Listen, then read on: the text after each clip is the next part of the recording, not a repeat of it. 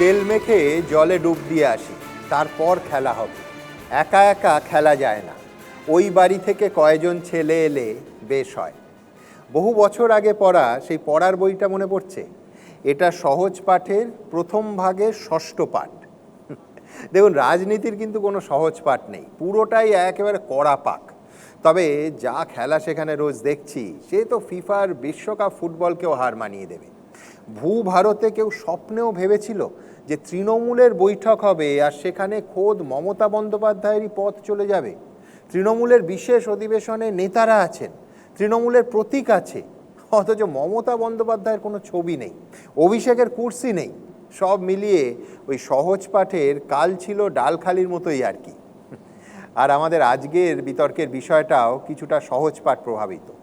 আজকের বিষয়, কাল ছিল দল ভারী, আজ ফাঁকা বিলকুল, তহবিলে পড়ে তালা, কালীঘাটে ঝরে ফুল, পদহারা নেত্রী, কোণঠাসা যুবরাজ, আম ছালা সব কিছু অন্যের হলো আজ।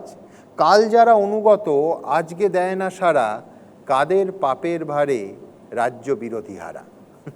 দেখুন, আসল বা নকল বাঁচতে একসময় তালমিছরির বিজ্ঞাপনে ছবি আর সই মিলিয়ে নেওয়ার পরামর্শ দেওয়া হতো। রাজ্যের রাজনীতিতে এখন তৃণমূল বাঁচতে বোধহয় চেয়ারপারসন আর পরামর্শদাতা মিলিয়ে নিতে হবে।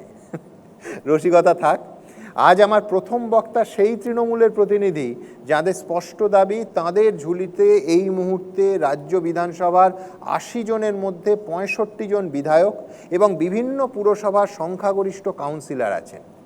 আজ আমার প্রথম বক্তা যিনি, তিনি গত 2 মাসের যুক্তিতক্ক এবং শুনুন মুখ্যমন্ত্রী অনুষ্ঠানে এসেছিলেন কালীঘাট তৃণমূলের প্রতিনিধি হিসেবে।